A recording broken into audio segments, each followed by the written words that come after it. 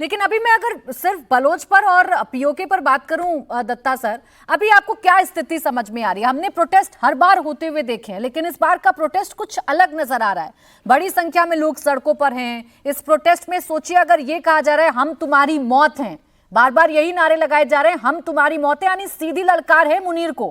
कितनी जल्द आपको लग रहा है कि पीओके इधर साइड आएगा? बिल्कुल प्राची, देखिए ऐसा है, आज के दिन में जो पाकिस्तान का हाल है, वहां पे फौज काबिज है सत्ता के ऊपर। और जो उनका साथ में एक दिखावे के लिए प्रधानमंत्री लेके जाते हैं, तो वो सिर्फ दिखावे के लिए है, दुनिया के ऑप्टिक्स के लिए, कि हमारे साथ एक प्रधानमंत्री भी गया वहां यूनाइटेड नेशन में, उसने जाके तकरीर करी। और उसके तकरीर कौन सी करी? जो आईएसआई ने और आसिम मुनीर ने उसको लिख के दे दी कि जी 5 त्यारे गिरा दिए, कभी बोलता 6 और तो वहां कहता है 7 गिरा दिए। खैर एनी में वो अलग बात है। जिस दिन पाकिस्तान की आवाम जाग जाएगी, जिस दिन पाकिस्तान की आवाम अपने हक के लिए खड़ी हो जाएगी, ये पाकिस्तान की फौज और पाकिस्तान के ऊपर हुकूमत चलाने वाले लोग जो पाकिस्तान की आवाम का खून चूस रहे हैं, इनको 24 घंटे में उखाड़ के फेंक देंगे। ये दुनिया की हिस्ट्री आप देखिए, जहां पर भी ज्यादा दबाव डाला गया एक पब्लिक के ऊपर, एक अवाम के ऊपर, वो अवाम उठ के खड़ी हो जाती है।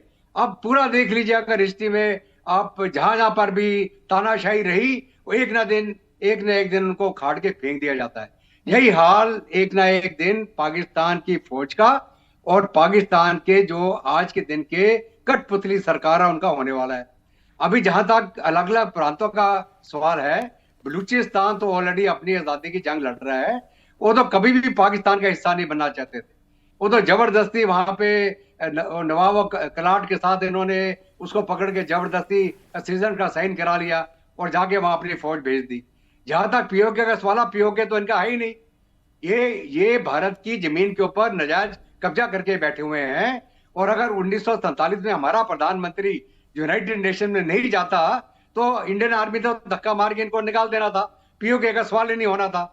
खैर वो एक हिस्ट्री होगी। अभी वो जो गलती हुई थी खुद सुधर जाएगी। वहां की आवाम भी देख रही है भारत की तरक्की, भारत के अंदर खुशहाली, भारत के अंदर जो हमारे यहाँ पे इलेक्टेड एक निजाम है, डेमोक्रेसी है, जहां पर एक वोट के ऊपर भी एक प्रधानमंत्री की सीट चली जाती है जी। वो देख रहे हैं, वो पब्लिक वहां की आवाम देख रही है। इन्होंने जो पहलगाम के ऊपर हमला कराया था, पहलगाम के हमले से पहले पाकिस्तान की फौज के ऊपर थू थू हो रहा था पाकिस्तान के अंदर, और वहां पे नारे लग रहे थे ये जो दहशतगर्दी है इसके पीछे वर्दी है। और अब वो उस माहौल को पलटाने के लिए इनको मालूम था एक ही मुद्दा, अगर हिंदुस्तान का एक हवा दिखा देंगे तो सारी अवाम हमारे पीछे आके खड़ी हो जाएगी, हम फील्ड मार्शल बन जाएंगे। इन्होंने वही किया, पहलगाम का हमला कराया। इनको पता था इस प्रकार का कराएंगे कि भारत जवाब देगा, और भारत ने चुन के जवाब दिया। वो जवाब जब चुन के दिया, इन्होंने अपनी अवाम का उल्लू बनाया, हम तो जंग जीत गए, एक फील्ड मार्शल बन गया, एक वो अमेरिका के जाके गोद में बैठ गया ट्रंप के। अब ट्रंप समझता है कि वो भारत को दबाएगा पाकिस्तान के माध्यम से, वो भी ख्वाब देख रहा है। उसे पता नहीं भारत किस खेत की मूली है। भारत एक पुरानी सिविलाइजेशन है, दुनिया की सबसे बड़ी आबादी है। और जहां तक पाकिस्तान का भी सवाल है, ये भी हमारे भारतीय हैं। मैं परसों भी बोल रहा था, इनका डीएनए करवा दीजिए आप चेक। आप डीएनए कराएंगे तो इनके सारा डीएनए में भारत का खून मिलेगा आपको। ये लोग कहीं बाहर से नहीं आए थे, ये वही लोग हैं जो भारतीय थे।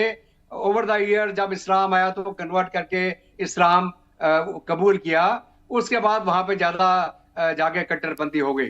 तो मेरा कहने का मतलब यह है, किसी ना किसी दिन अवाम जागेगी पाकिस्तान की,